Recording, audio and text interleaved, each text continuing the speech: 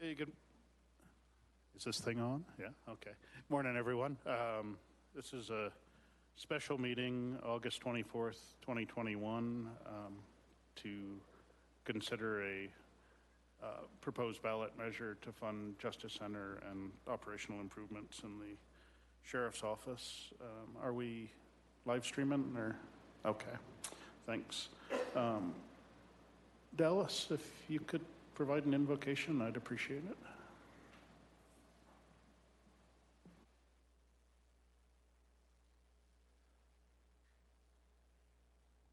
Let us pray. Father in heaven, we come before you now, Father, just acknowledging you as our God, as our Creator. Father, the one who cares for each and every one of us, and we just are so thankful for that. Father, I just pray you continue your blessings on our county. Father, for our first responders, for our road and bridge crews, for those who are out on the road, may you give them safety as they serve our citizens. Father, we pray for our state and our nation. There's turmoil. Father, we just pray for calmness and truth and peace of mind for everybody. And likewise, Father, we're thankful of the people who supported us in Afghanistan. We just pray for a hedge of protection on them as well. In the name of Christ I pray. Amen.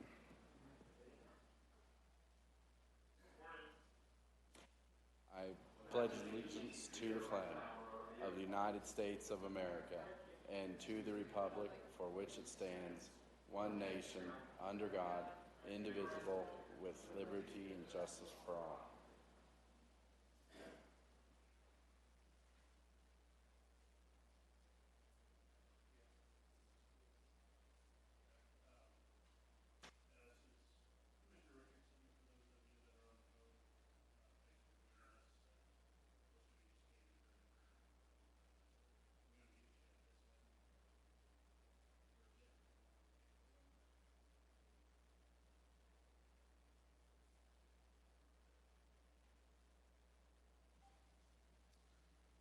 Alrighty, so our purpose today had been to run through the, oh yes, we do. Amanda, could you call the roll, please? Here. Here. Here. Thanks. Alrighty. So back to our purpose for the day. Was to roll through the requirements for improvements to the Justice Center that are badly needed, and a mechanism to address some of the operational needs, resourcing needs for the sheriff. This has been a long path to get to this point. You know, a little bit longer than I think any of us had hoped. The sheriff had called each of us this morning and asked that we not place it on the ballot this year, and his concern was that as ballots will actually be mailed out shortly, there's not really enough time to get in front of the public with all the details so they can make a good informed decision. But that being the case, though, we do think it's important to kind of roll through everything that's been done until now to make a record that can be used to further inform the public and then readdress this at on a future year's ballot. So with that, Sam, if you could kind of take us through each of the slides that kind of got us to where we are today, and then we'll move forward. I can do that, Commissioner. Sam Elbert, County Manager. So there's 24 slides, so this may take a little time to get through. You guys hang on and we'll get through it. Again, as Commissioner Richardson said, we've been working on this for quite a while. We're down to the last piece of it, and on the phone with us, just for the record, we have some of the consultants that have been helping us. KC Viero is bond counsel. I believe he's going to be on the line. And then we have 3 finance people on the line also, Alan Motols, Barb Winkler, and Michael Hark, who are part of the finance team for financing this Justice Center. Looking at the slide deck, this is a 1% recommended county sales and use tax for current and future Justice Center and Elbert County Sheriff operational needs.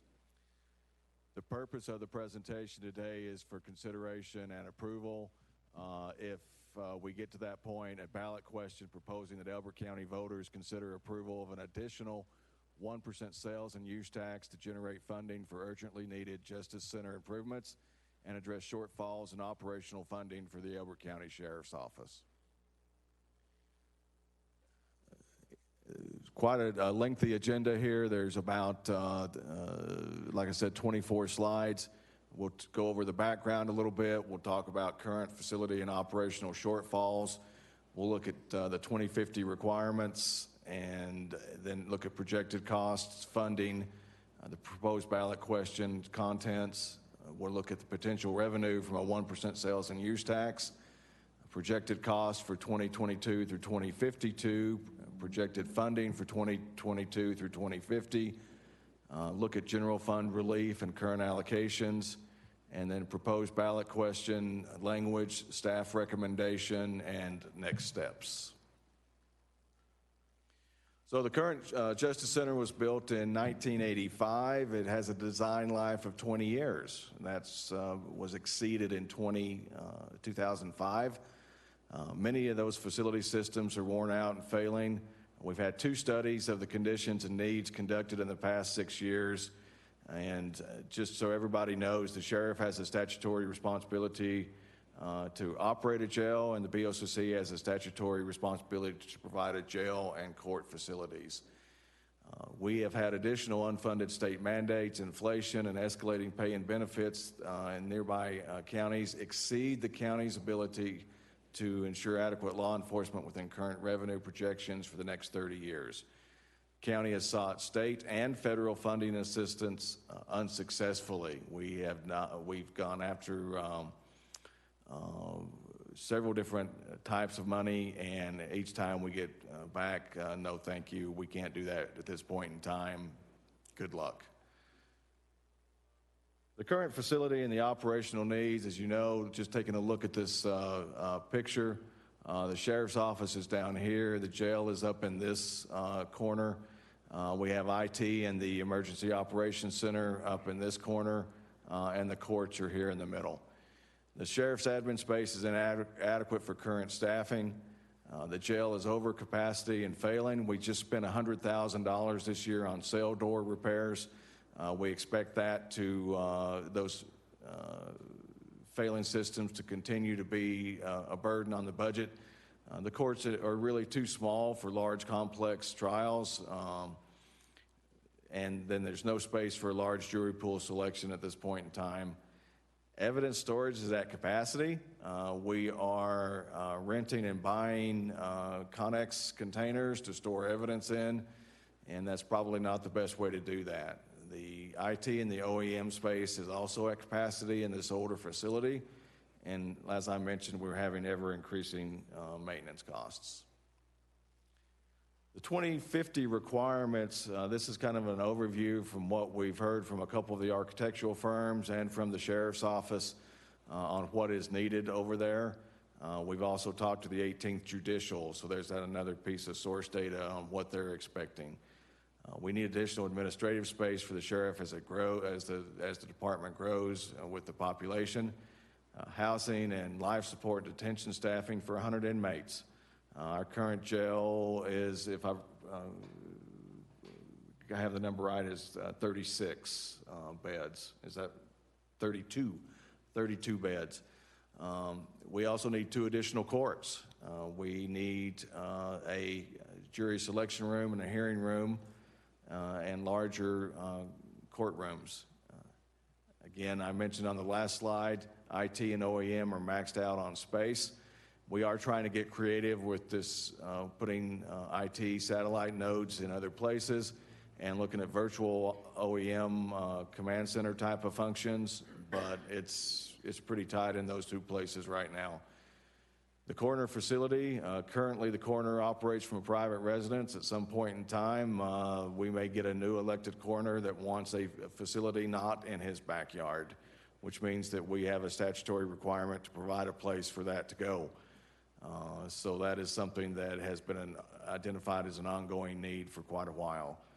The additional space for the judicial officers, the district attorney, and probation to go along with those courts, The improved additional evidence storage, I mentioned we need extra room for that, and we need improved physical security and access control to the site and to the facility. Conceptually, on a picture, this might be what it looks like. This would be the Sheriff's Administrative Offices, a two-story building there. Booking and detentions would go down here. We will keep the current Justice Center or jail in its current configuration, and we'll be adding on to that. And then court offices, and then also courtrooms over here on this end. Again, this is conceptual, nothing's been approved, but it does show the ability to put a 2050 Justice Center pretty much within the current footprint of the current jail, expanding that just a little bit on both ends, and currently using what we have there and just adding on to it. So it's the most cost-efficient model going forward rather than breaking ground on an entire new Justice Center. Dave, did I get most of those requirements right? Thank you.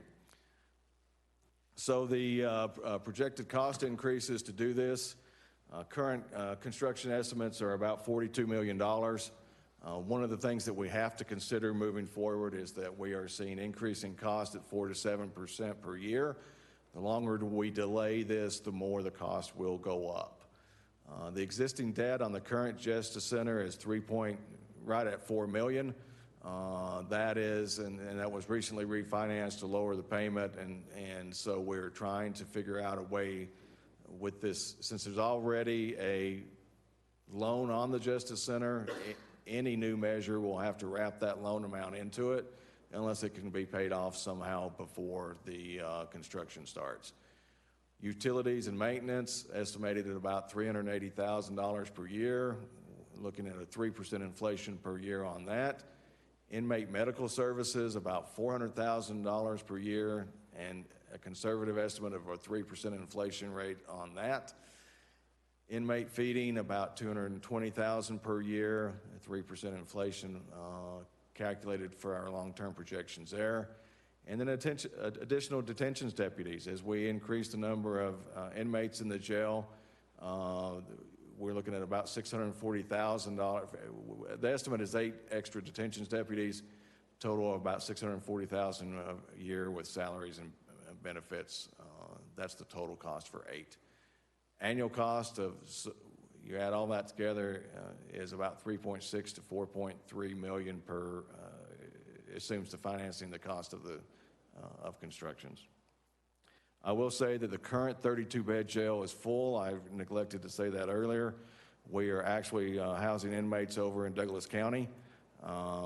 It's not real expensive to house them over there, but we are at the whim of Douglas County on whether or not they take our inmates. Total funding requirement, annual cost of $3.6 to $4.3 million per year. The general funding of detentions is about $2 million per year. That's coming out of the general fund, includes pay and benefits for 17 deputies, inmate housing, feeding, and care. The current annual Justice Center note financing is about $472,000 a year. That's out of that $4 million we still owe on the current Justice Center. And then looking at total annual funding requirements of $6 to $6.7 mil. There's a couple little bullets on that. The cost in that range depends on how we add those deputies, how we stack those in there. We wouldn't expect to hire all 8 the first year. If the true number is 8, to be by the time we're close to full with 100 inmates. That also includes a $10,000 raise authorized for all sworn deputies in mid-2021. So how do we fund something like this? This is a big project, right? So the total funding requirement is 11 to 13% increase in the total county budget. Total funding need exceeds the current projected revenues. Additional revenue needed, right?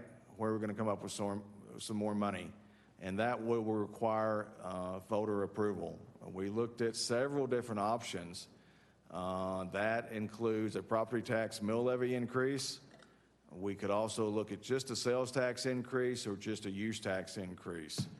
We think, based on the model that we have with Road and Bridge, that a sales and use tax increase of about 1% will be the best option moving forward, and I've got some more slides on that coming up. Just for everybody's information, sales tax, of course, is levied on taxable items that are purchased in the county, including vehicles, and then the use tax is levied on construction materials delivered for use in the county. How do we fund this? The sheriff has proposed that 1% sales and use tax to fund the needed Justice Center improvements and operational needs to go with it. Will not impact property taxes for current or future residents. It will impact those shopping in Elbert County. Significant taxable spending at Walmart by Douglas County residents, so they're going to help pay those folks from Franktown and some of the other Douglas County residents that come over to Elbert County to shop. They're going to help pay for some of this. That use tax is captured primarily for new home construction, and then the development would partially support the cost of growth impacts during facility expansion. So that use tax, that as new development comes through, they're going to help support part of this. The anticipated 1% sales and use tax would generate a minimum, we think, of $4.2 million. That's for 2022. Of course, as we see more people shopping in Elbert County and more development, that could increase annually. But again, we've run several financial scenarios with our finance team to take a look at that. So this would fund the project and initially at least 2 additional deputies with the ability to support additional operational costs over time. All 8 deputies potentially by 2035. What do we fund?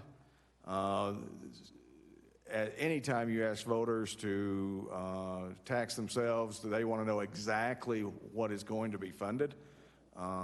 This is going to talk about, this sales and use tax initiative would fund the facility improvements, expand inmate housing to 100 beds, the new sheriff administration offices, remodel the administration office for clerk of courts and the hearing room, add 2 additional courts as determined by the 18th Judicial, shells to be finished, and then we would add those courts, finish those courtrooms out as needed. They wouldn't be in the initial launch of the new facility, but would be added as needed. Expanded probations and DA space to go with those now 4 courtrooms over there, and then establish the coroner space and the additional evidence storage, and then increase IT and emergency management space. Maintenance and utilities for expanded facility. Those are big drivers of costs and operational costs for expanded facility. This includes incremental detentions personnel that we've talked about already, and the medical care, feeding, and other appropriate costs to take care of the operational side of the Justice Center, as well as the, in the bullet above that, the maintenance of that, whether there's IT upgrades that are needed or you've got failing systems in the older part that need to be replaced.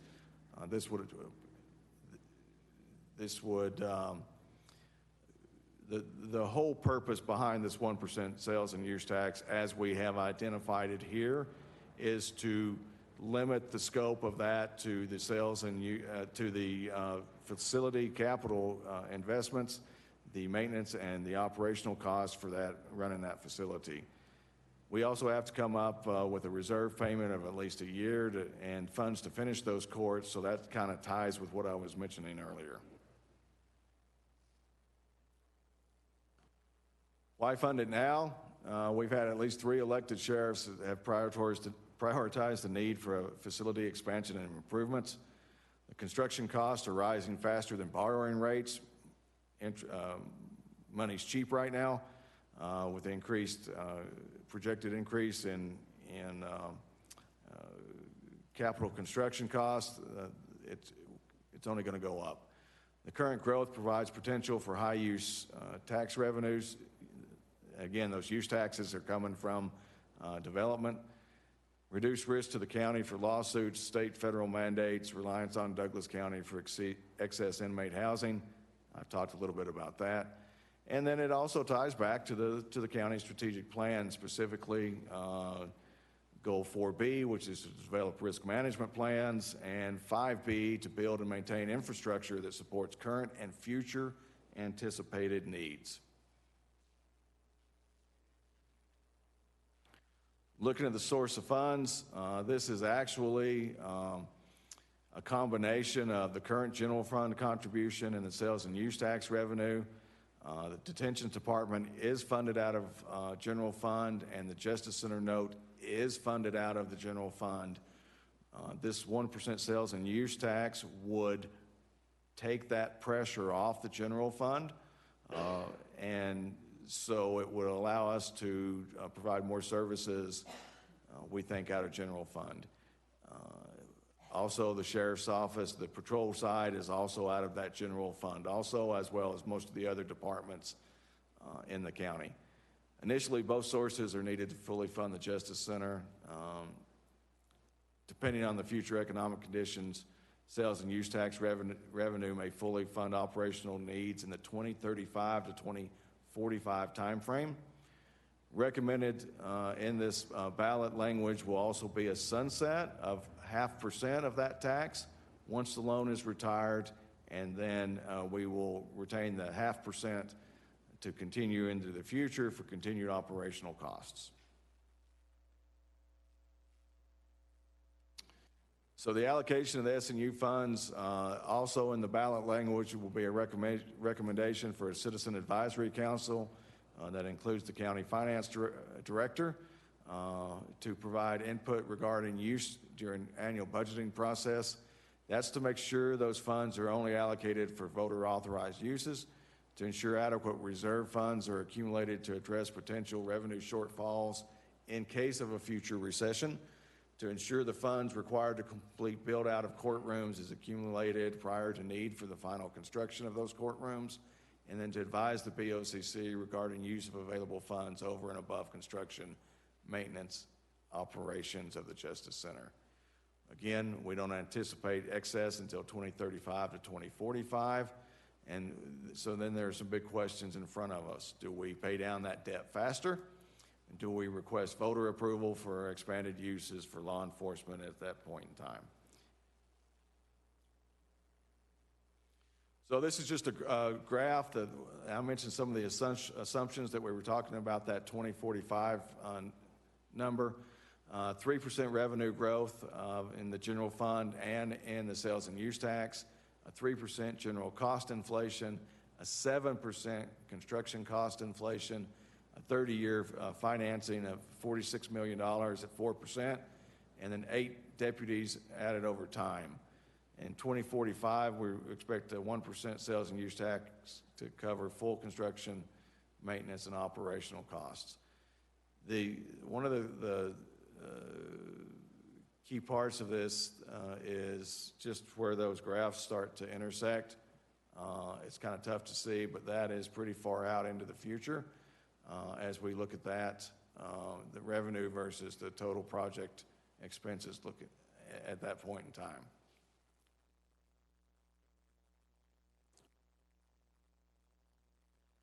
Then let's talk a little bit now about the general fund and the impacts and relief on that. The sales and use tax funding can offset general fund requirements substantially. If you look at this chart, this is currently out of the general fund, the sheriff's office portion, and then all the other departments that depend on general fund revenue. And so sheriff's office is currently allocated about 50% of the general fund. The 2022 offset, if this passed, would be projected at about a little over $900K, growing to $4 million by 2045. Those offset funds are available to address other personnel and operational needs within the sheriff's office and all the other county departments.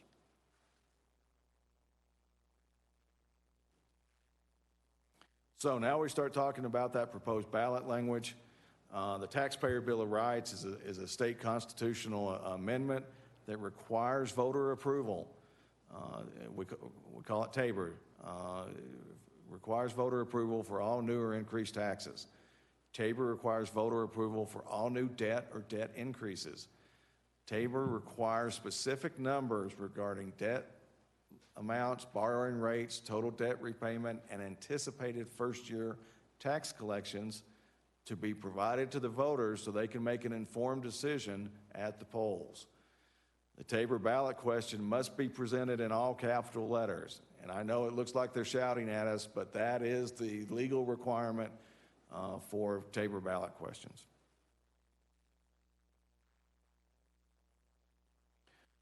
So the proposed ballot question text, we have worked with bond counsel on this. The ballot title would be creation of a specific 1% countywide sales and use tax increase and related debt increase payable from such sales and use tax. The ballot question text reads, shall Elbert County taxes be increased approximately $5.5 million for the first full fiscal year, dollar increased annually, solely for the limited purpose of funding urgent public safety needs and meeting statutory obligations of Elbert County to provide and operate adequate public safety facilities.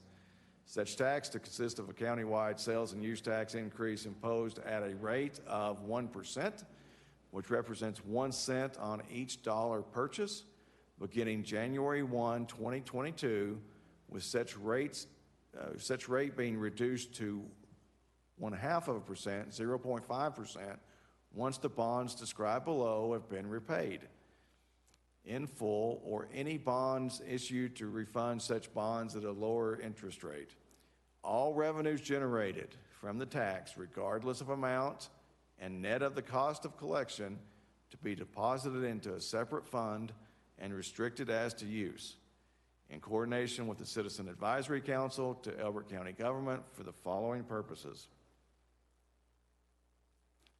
constructing, renovating, expanding, updating, and repairing the county's criminal justice center to increase the capacity to house up to 100 inmates and address existing security and safety concerns of the residents of Elbert County. Construction and equipping additional courtrooms and remodeling and equipping the existing sheriff's office for use by the clerk of courts, and constructing an additional hearing room. Constructing and equipping new administrative offices for the county sheriff. Constructing and equipping additional office space for the district attorney and probation offices. Constructing and equipping a county coroner facility. Constructing and equipping additional space for county information technology purposes and emergency management. Refinancing the existing lease purchase financing for the county's criminal justice center, and operations, maintenance, and staffing for the criminal justice center facility and services. And shall Elbert County debt be increased up to $46 million with a repayment cost of not more than $79.8 million by the issuance of revenue bonds payable from the proceeds of such sales and use tax for the purpose of financing and refinancing the foregoing public safety improvements, which bonds shall bear interest at a maximum net effective interest not to exceed 4%, mature not later than December 1, 2052.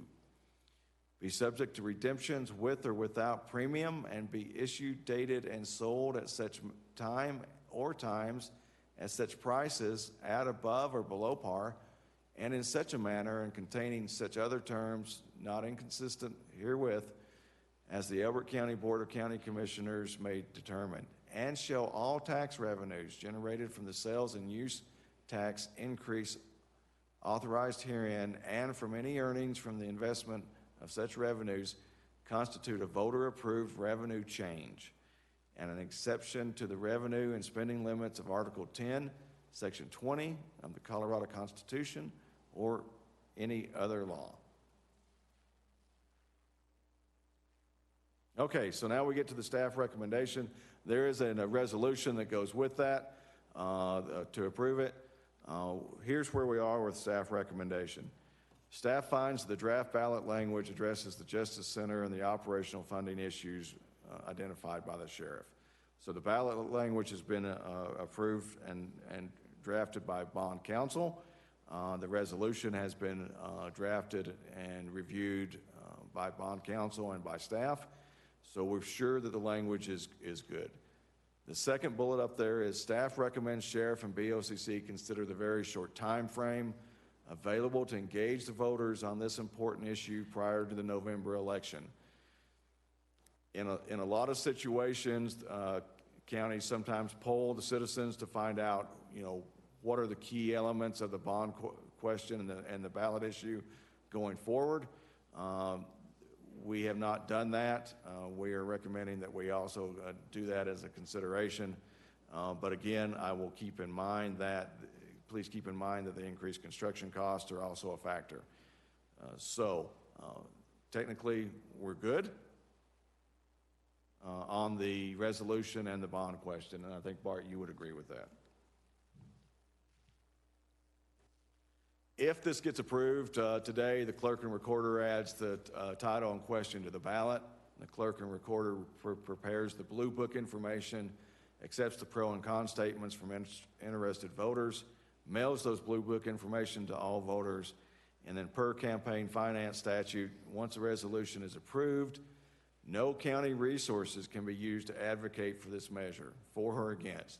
County attorney will provide detailed information through human resources to all employees on what those limitations are, and then the factual information regarding the ballot question can be provided, but the attorney should review any information released to ensure it is factual and neutral in nature. This is very similar to what we see during the any election for elected officials and ballot questions. And with that, commissioners, be happy to address any questions or concerns. Thank you, Sam. I know that was a lot to go through, but as I said, I think it's important to kind of lay out everything kind of soup to nuts, so we know exactly where we were at in the thought process getting there, so I appreciate that. Any comments from Rick or Grant? Just a couple of comments. One is I think all three of us recognize we need a new facility. The problem is, though, it's taken us so long to get to where we are right now. There's only about 60 days from now till the election, and being able to get the public to understand and be advised of all of the details that you just read will be a challenge. As you mentioned, as we started this, the sheriff contacted each one of us this morning and asked that we not put it on the ballot for this election and work hard to make sure that it's ready in time to get the public aware of this by the next election.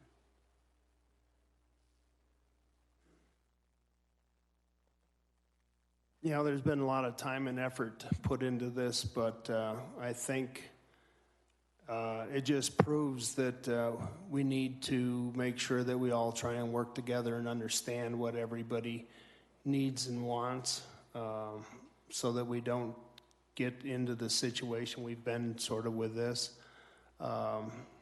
We know we need the additional facilities and things like that. I think we just need to make sure we get a good plan moving forward. Kind of reminds me a little of the best time to plant a tree is 100 years ago. The second best time is today.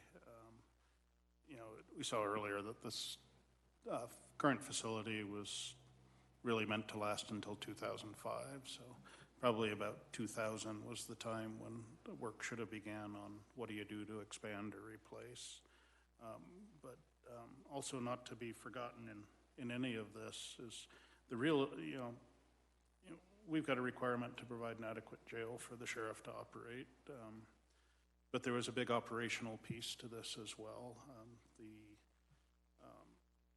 potential relief of $900,000 in the first year off the general fund was at least the beginning of a long-term solution of how do we increase resources to the sheriff's office for patrol and their other operational needs. I understand the sheriff's concern and agree that we kind of got to a point where since the county can't use resources to advocate for a ballot measure, that, you know, having about, as you said, 60 days less, I'm not sure when the ballots to overseas guys would be going out, probably in about 3 or 4 weeks, really isn't enough time to bring something this complex and truly substantial impact in people's taxes to them. So we can't drop this. I know, I mean, Douglas County had about a 10 or 12-year period from the beginning of their process until they brought something to the voters. So there was an awful lot of effort put in for a long time to get the right answer. And I think Sam had mentioned it, and I do believe we need to, regardless of this not going on the ballot, we should probably start with this information to do polling of the citizens to see what pieces of this were acceptable, are acceptable, what they would support going forward in the future to kind of help refine the plan. And if we go forward in the next election, we'd go forward with a lot more, armed with a lot more knowledge of what our citizens are considering. And just that, I mean, we recognize that interest rates are low now and lower than the escalation in construction costs. So with the right plan and the right amount of time to socialize it with everybody, you know, this is the second best time to plant that tree. But if we have to wait a year, that's fine. I'd also kind of recommend we all get together over the actual facility plan, because there may be opportunities to you know, provide a lesser cost adequate solution as well. So I think if we can go forward again with, you know, absolute certainty that what we're bringing to the voters is the least costly solution, that's the absolute best thing to do. Lesser costs to the facility would also increase potentially monies available for the operational side. So said we did approve a $10,000 raise for all our law enforcement folks this year. That was a short-term fix, initial fix. It's not the long-term revenue resourcing fix that we need, but right now, you know, that really only comes with additional revenues. Those will build over time as the county does grow, but they don't address the shortfall we have now going forward. So as you saw from that one inset graph where, you know, the sheriff office is allocated about half the general fund, and that graph's not presented to say, oh, they're getting so much more than everybody else, it should be enough. What it really shows is to make any significant impact on the sheriff's office out of the current general fund projections would just decimate the other departments that provide services. You know, the next best funded section is the IT section at about $1 million, and a good fair portion of that money goes to their support to the sheriff's office as well. So kind of getting there from here without an increase in revenue is, just nothing is ever impossible, but we've been about as creative as I think we can to this point. So look forward to continue working with the SO to refine the plan and get as much information and feedback from the public as we can. So, you know, the next time we consider this, that we're ready to go forward with something that everybody's confident would actually succeed. So I know we kind of opened this as an action item for approval, but I don't think anybody's going to make a motion to put this on the ballot. So at this point, I just open it up if there's any comments or questions, either from staff that's here or folks that are on the phone. We'll take that.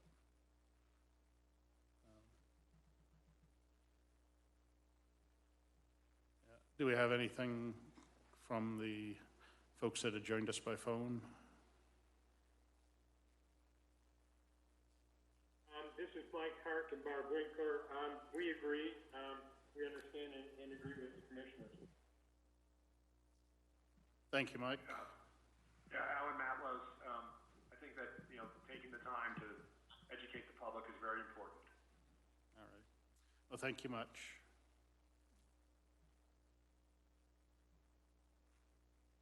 Any other comments from staff? Or we have a member of the public / press, Diana?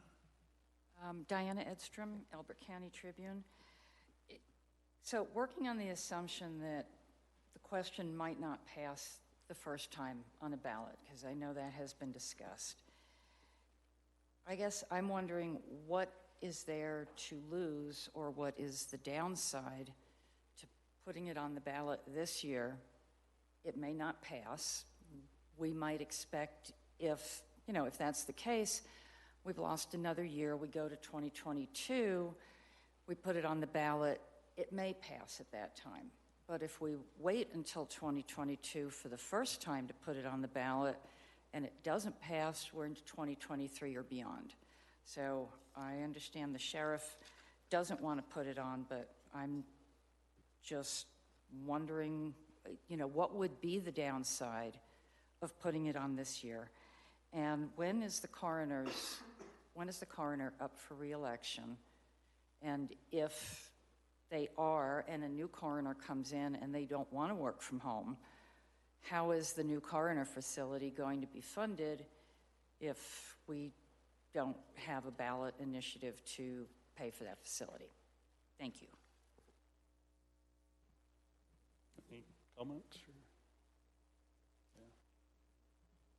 Yeah.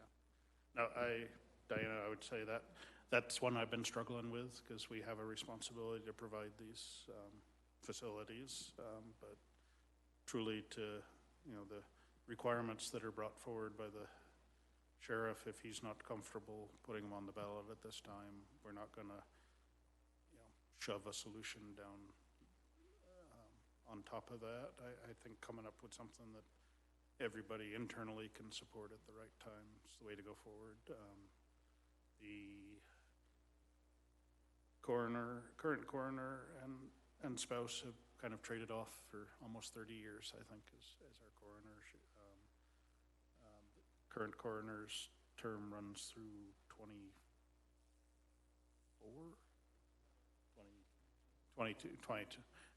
So there'll be an election next year, and it's up to her to announce whether she's running for another term or not, and that's a bridge we'll have to cross. Right now, we don't do autopsies within the county. Certainly, they don't do autopsies in their home.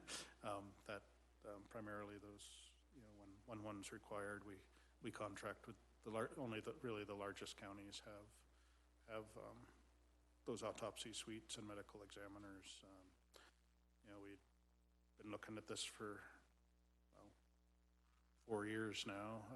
First thing we found was that it's not unusual for coroners in smaller counties to be working out of their home. That's not, that's the case in many of the counties across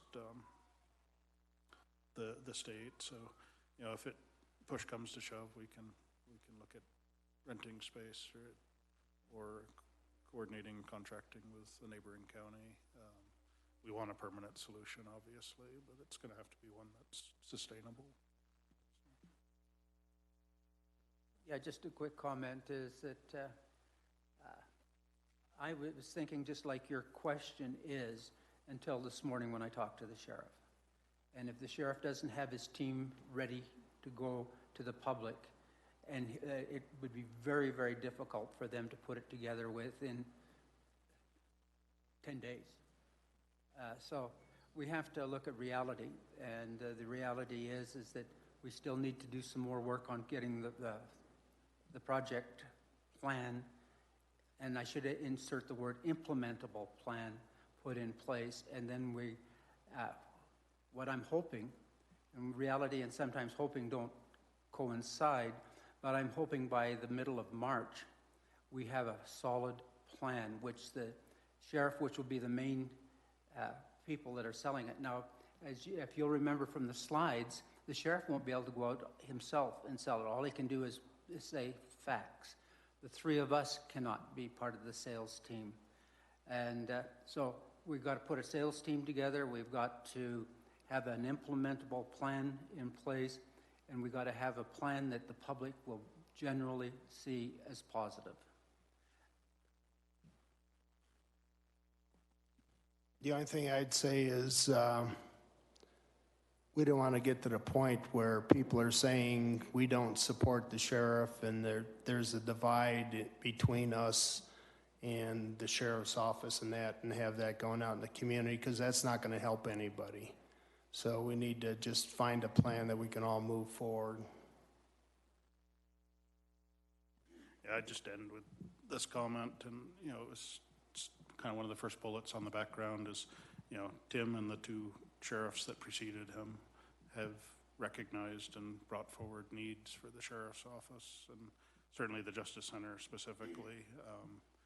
This is the first time we've even gotten this far. So, I mean, the government moves a lot more slowly than we want at times. I know it's certainly much slower than Grant wants regularly. But we've made huge strides. I mean, you know, we had a study of needs done with the former sheriff. That's as far as that got. It didn't get to a question, didn't get to a solution, let alone a question that would support a solution.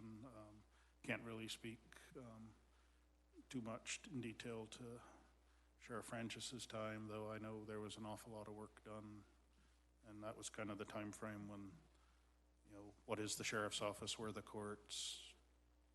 That was abandoned over a mold issue. The new courts had to be built. That's pretty much the genesis of the loan that we still see on the courthouse now. So didn't get to the finish line on this one this year, but we got onto the racetrack, which is something that had not happened before. So I think, you know, we all know the need is there. And it really, I mean, the focus, because the big bill is associated with the facility, but the companion piece of this, the relief on the general fund that would have addressed patrol issues and others as well, is one we can't let go, because as I said, we know we have needs. We're competing against much higher pay and benefits in nearby metro counties. If we don't address that, we're just going to have the constant churn that we've seen forever, and that's worked for us for a long time, but it can't work forever. So we recognize that, and we'll keep going. So I think that's all the business we have before us. So I'd accept a motion to adjourn. I move that we adjourn the meeting. I'll second. A motion and a second to adjourn. All in favor, please say aye. Aye. Aye. Motion carries. We are adjourned. Sam, thank you for taking us through all that, and to the, you know, all the staff, Sheriff's Office, Tony, Bart, everybody that had a piece of this to get to this point is much appreciated, and it's one to learn on. So, thanks.